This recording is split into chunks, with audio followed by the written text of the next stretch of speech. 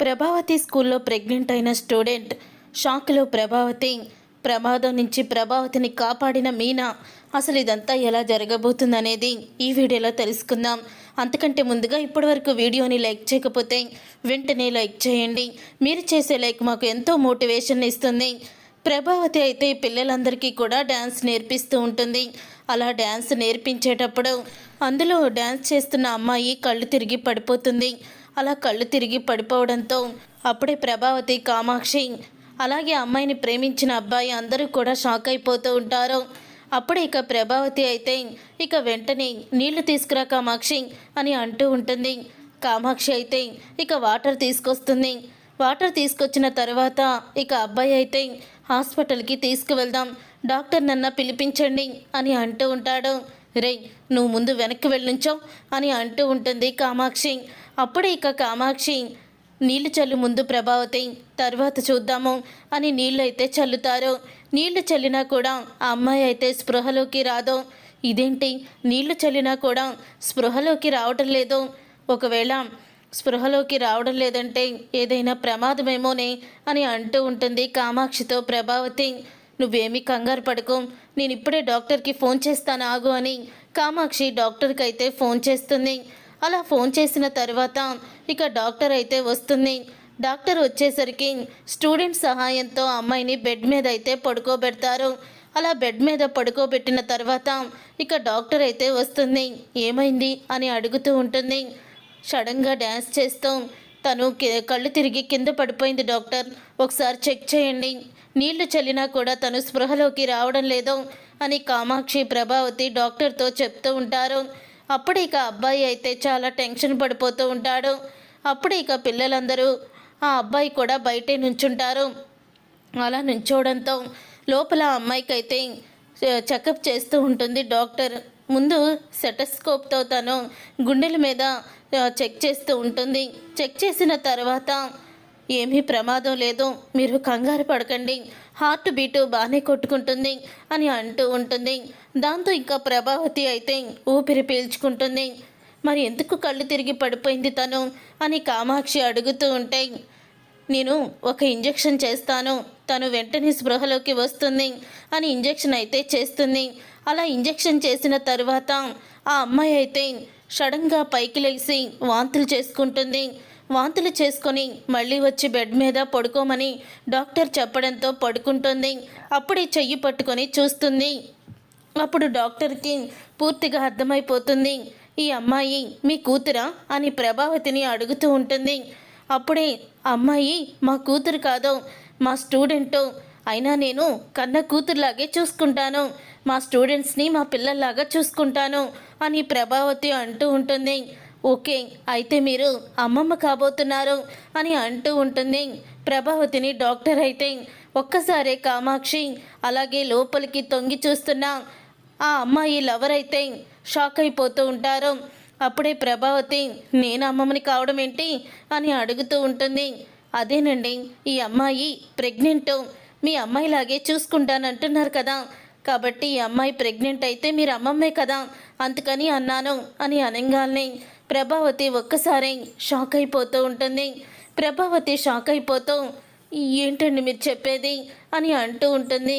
అవునండి, ఈ అమ్మాయి ప్రెగ్నెంట్ అయ్యింది, ఇది గుడ్ న్యూసే కదా, సరే నేను వెళ్ళొస్తాను, కొంచెం జాగ్రత్తగా ఉండండి అని అంటూ ఉంటుంది డాక్టర్. అయితే అప్పుడే కామాక్షి, ఏంటిదంతా, నేను కళ్ళు తిరిగి పడిపోయేటట్టున్నాను అని ఒక్కసారి ప్రభావతి కళ్ళు తిరిగి పడిపోతుంది. అప్పుడు ఇక డాక్టర్ అయితే మళ్ళీ వెనక్కి వచ్చి, అయ్యో ఈవిడ కళ్ళు తిరిగి పడిపోయిందా అని చెయ్యి పట్టుకొని చూస్తుంది. ఇలా షాకింగ్ న్యూస్లు విన్నప్పుడు కళ్ళు తిరిగి పడిపోతూ ఉంటారు. ఇది ఆనందమైన విషయమే కదా, అందుకనే ఆవిడ ఆనందాన్ని తట్టుకోలేక కళ్ళు తిరిగి పడిపోయినట్టుంది, వాటర్ జల్లండి, ఆమె స్పృహలోకి వస్తుంది అని డాక్టర్ అయితే చెప్తుంది. అప్పుడే కామాక్షి అయితే ఇక వాటర్ అయితే జల్లుతుంది. జల్లిన తర్వాత స్టూడెంట్స్ అందరూ అక్క ఎందుకు కళ్ళు తిరిగి పడిపోయింది అని అడుగుతూ ఉంటారు. ఏం లేదులే, దిక్కుమాల సంత అని, పోండి, మీరు ఈరోజు క్లాస్ లేదు, ఏమీ లేదు, వెళ్ళండి, మేము ఫోన్ చేసి చెప్పే వరకు రాకండి అని పిల్లల్ని పంపించేస్తుంది కామాక్షి. అప్పుడే ఇక ఆ అబ్బాయి అయితే, రే కొంప ముంచావు కదరా దరిద్రుడా. ఉండి ఇప్పుడే నేను వీళ్ళ అమ్మా నాన్నకి ఫోన్ చేస్తాను అని అనేసరికి అప్పుడే ఆ పిల్లాడు భయపడిపోయి అక్కడి నుంచి పారిపోతాడు. అప్పుడు ఇక కామాక్షి అయితే ప్రభావతి దగ్గరికి వచ్చి ఇక ప్రభావతిని స్పృహలోకి తీసుకొస్తుంది. అప్పుడే ఇక అమ్మాయి అయితే నేను ఇంటికి వెళ్తాను మాస్టర్ అని అంటూ ఉంటే, పోవే దిక్కుమాల మొకందానా, మీ గురించి మీనా చెప్తూనే ఉంది కానీ మేమే కళ్ళు మూసుకుపోయి ఉన్నాము, పోవే పో అని అంటూ అమ్మాయిని పంపించేస్తుంది. ఆ తరువాత ప్రభావతి అయితే నాకు చాలా భయంగా ఉంది కామాక్షి అని అంటూ ఉంటుంది. ఎందుకు వదినా భయపడుతున్నావో, అయినా నీకు చెప్తూనే ఉంది మీనా, నువ్వెక్కడ వినిపించుకున్నావో, వాళ్ళు చూస్తుంటే తేడాగా ఉంది, వాళ్ళు డ్యాన్స్ నేర్చుకోవడానికి రావడం లేదు, ఏదో రాసలీలలు చేస్తున్నట్టు ఉన్నారని తను చెప్తూనే ఉంది, కానీ నువ్వెక్కడ వినిపించుకున్నావు అని అంటూ ఉంటుంది కామాక్షి. అప్పుడే ఇక నాకేం తెలుసు కామాక్షి, డ్యాన్స్ నేర్చుకుంటున్నారనుకున్నాను కానీ వాళ్ళు ఇలా చేస్తారని నేనేమన్నా కలగన్నానా అని అంటూ ఉంటుంది ప్రభావతి.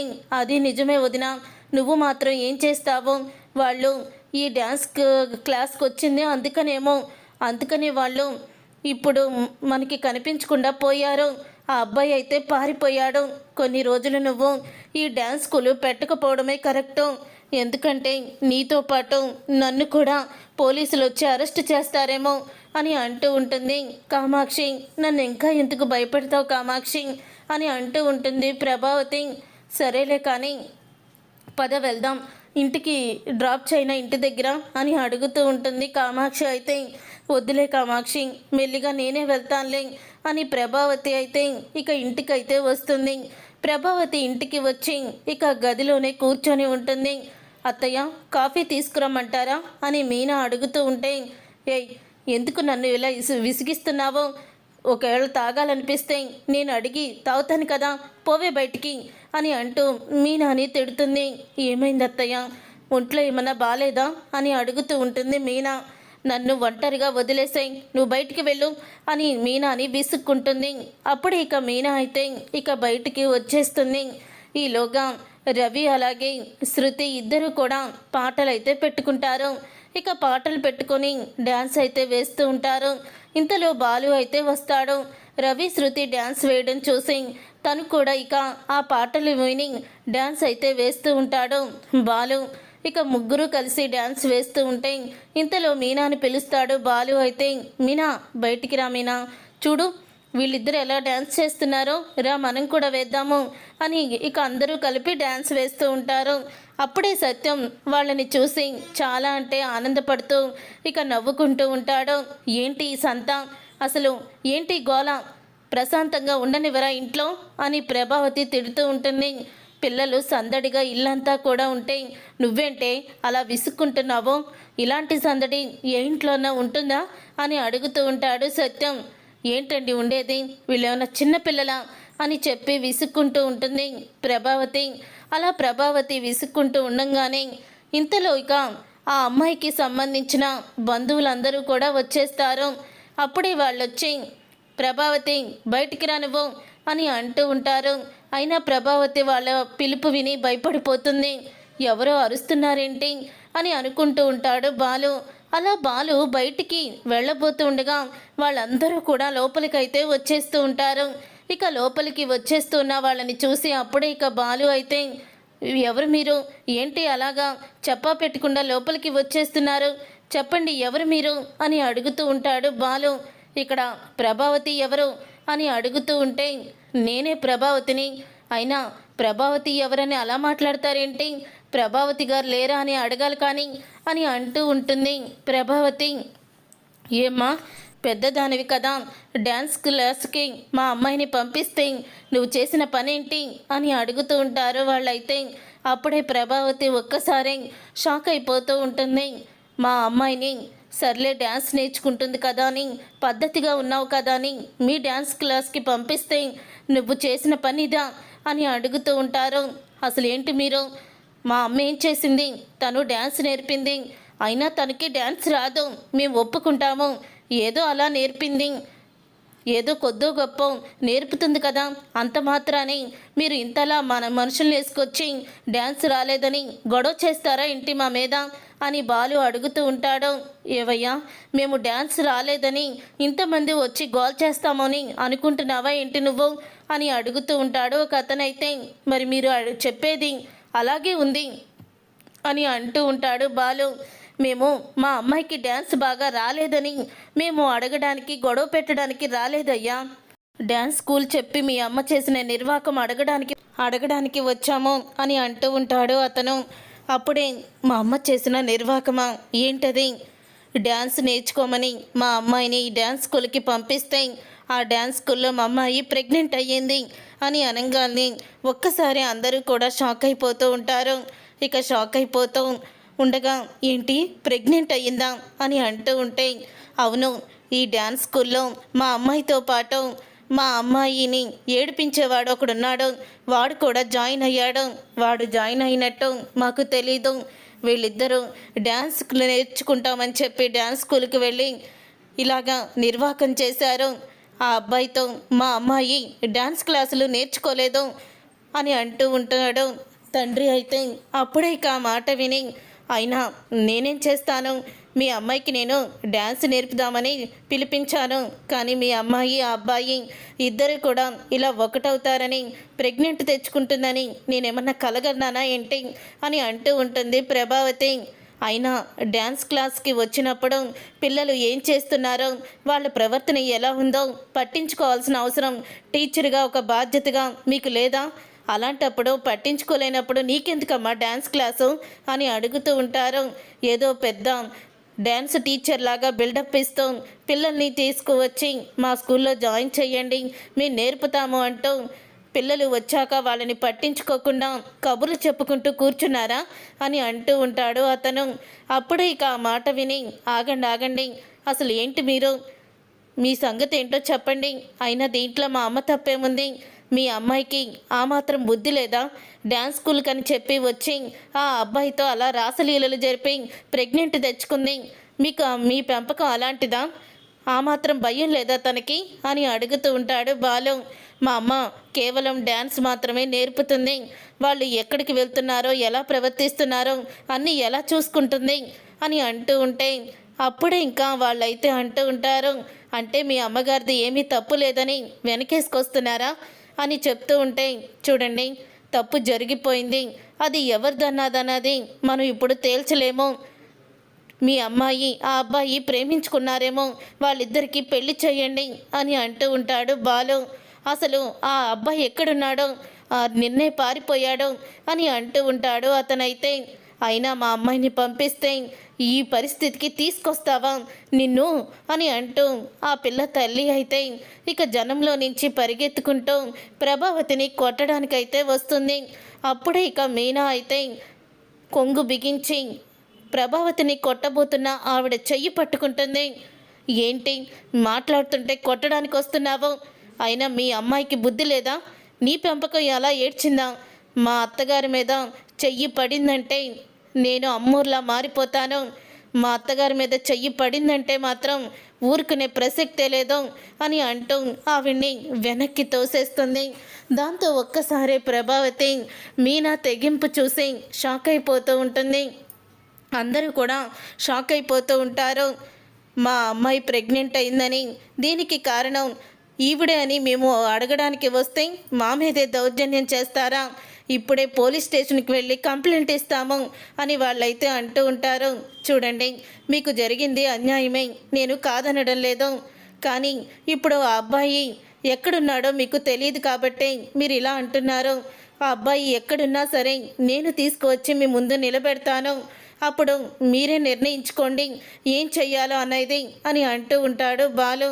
ఇందులో మా అమ్మ తప్పు లేకపోయినా మా అమ్మని తప్పుగా అంటున్నారు కాబట్టి మా అమ్మ ఏ తప్పు చేయలేదని ఆ అబ్బాయిని పిలిపించి మీ ముందు నిలబెడతాను అని బాలు చెప్పడంతో, సరే బాబు, నువ్వు ఇలా చెప్తున్నావు కాబట్టి నీకు ఒక్కరోజు టైం ఇస్తున్నాము, రేపు సాయంత్రం కల్లా ఆ అబ్బాయిని తీసుకువచ్చి మాకు అప్పచెప్పండి అని అంటూ ఉంటారు వాళ్ళు.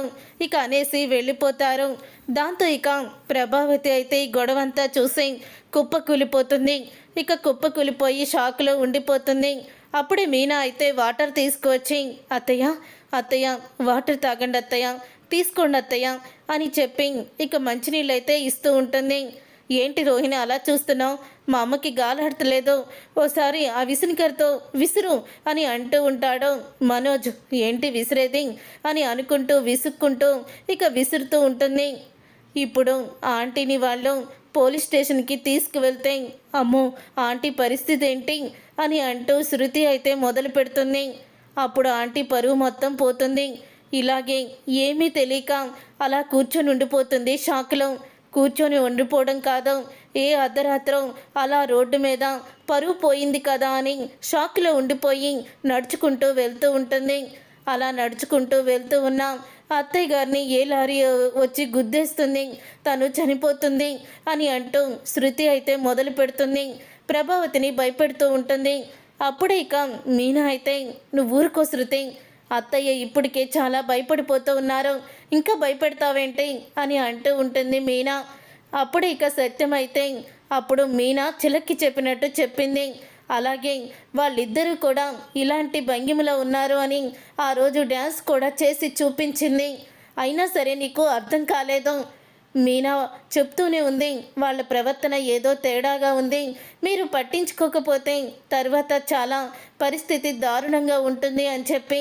కానీ నువ్వు వినిపించుకోలేదు ప్రభా, ఇప్పుడు ఈ పరిస్థితికి తీసుకొచ్చుకున్నావు అని అంటూ ఉంటే మావయ్య అత్తయ్య ముందే ఎలా ఊహిస్తారు చెప్పండి, నాకంటే అర్థమయ్యింది. పాపం అత్తయ్య దగ్గర వాళ్ళు డ్యాన్స్ నేర్చుకుంటున్నారని అనుకున్నారు. వాడు మర్యాద ఎలా చేసేవాడో అత్తయ్య గారికి ఇక కాళ్ళు పట్టేసుకొని ఎంతో మర్యాదలు చేసేవాడు. తన మీద గౌరవంతో అంత మర్యాదగా ఉంటున్నాడని అనుకున్నారు. కానీ వాడు ఇలా నట్టింట్లో ముంచుతాడని అత్తయ్య అనుకోలేదు కదా అని అంటూ మీనా అయితే ప్రభావతిని వెనకేసుకొస్తుంది. నువ్వు దిగులు పడకమ్మా, నేనున్నాను కదా నీకు, నేను మొత్తం చూసుకుంటాను అని అంటూ ఉంటాడు బాలు. మీరెవ్వరూ ఏమీ చెయ్యక్కర్లేదు, నా పెద్ద కొడుకు డిగ్రీల మీద డిగ్రీలు చదివాడు కదా, వాడికి సెక్షన్లు అయి తెలుస్తుంది అని అంటూ ఉంటే ఏంటమ్మా తెలిసేది, వాళ్ళందరూ వచ్చి మీద పడితే నేను కొట్టే అంత నాకు ఇది లేదు, నేను వెంటనే పోలీసులకి వెళ్ళి కంప్లైంట్ ఇస్తాను అని అంటూ ఉంటాడు. అప్పుడు ఇక ఏంట్రా పోలీసులకు కంప్లైంట్ ఇచ్చేది, అప్పుడు అమ్మని అరెస్ట్ చేస్తారు అని చెప్తూ ఉంటాడు బాలు. అసలు డ్యాన్స్ స్కూల్కి వస్తే వాళ్ళిద్దరు ఏం చేస్తున్నారు, ఏ పక్కకి వెళ్తున్నారు గమనించుకోవాల్సిన అవసరం లేదా?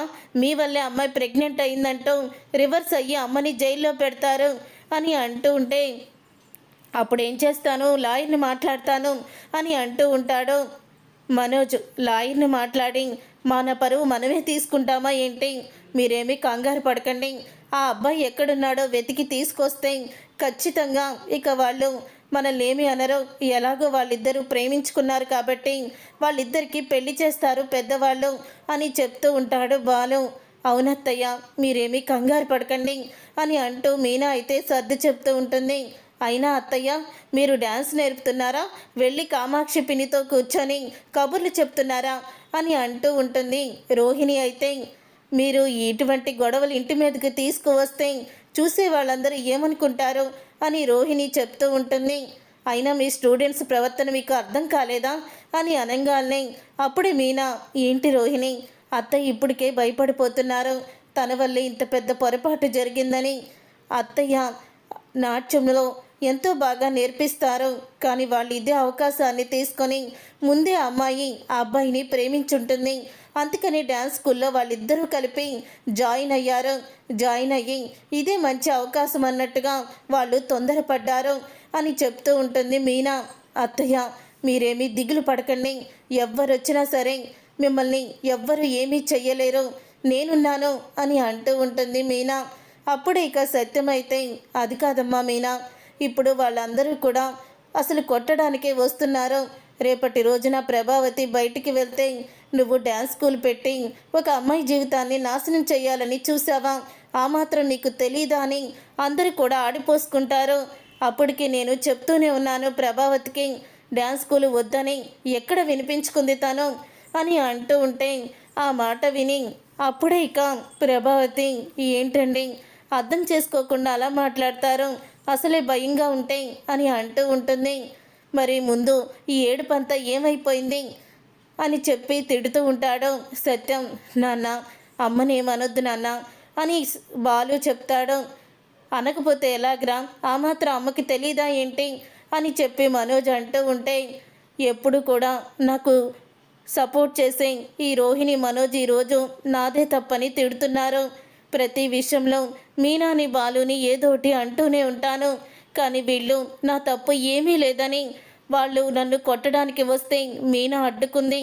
బాలు ఆ అబ్బాయిని తీసుకొచ్చి నేను అందరి ముందు నిలబెడతాను అని చెప్పి వాళ్ళకి మాట ఇచ్చి గొడవ చేయకుండా పంపించేశాడు. వీళ్ళిద్దరూ నా కోసం ఆలోచిస్తున్నారు అని దీనంగా వాళ్ళ వైపు చూస్తూ ఉంటుంది ప్రభావతి. చూసారుగా ఫ్రెండ్స్, రాబోయే కథలో ఖచ్చితంగా ఇలాగే మరి మీనా బాలు గొప్పతనం తెలుసుకొని మంచితనం తెలుసుకున్న ప్రభావతి ఇప్పటికైనా మీనాని కోడలుగా ఒప్పుకొని బాగా చూసుకుంటుందా, అసలు ఏం జరగబోతుంది అనేది రాబోయే కథలో తెలుసుకుందాం. ఈ వీడియో మీకు నచ్చితే తప్పకుండా లైక్ చేసి ఛానల్ని సబ్స్క్రైబ్ చేసుకొని పక్కనే ఉన్న గంట సింబల్పై ఆల్ అని క్లిక్ చేయండి. మీనా, ప్రభావతి అలాగే బాలు ముగ్గురు కూడా ఒకటవ్వాలని కోరుకునేవాళ్ళు వీడియోని లైక్ చేయడం మాత్రం మర్చిపోకండి.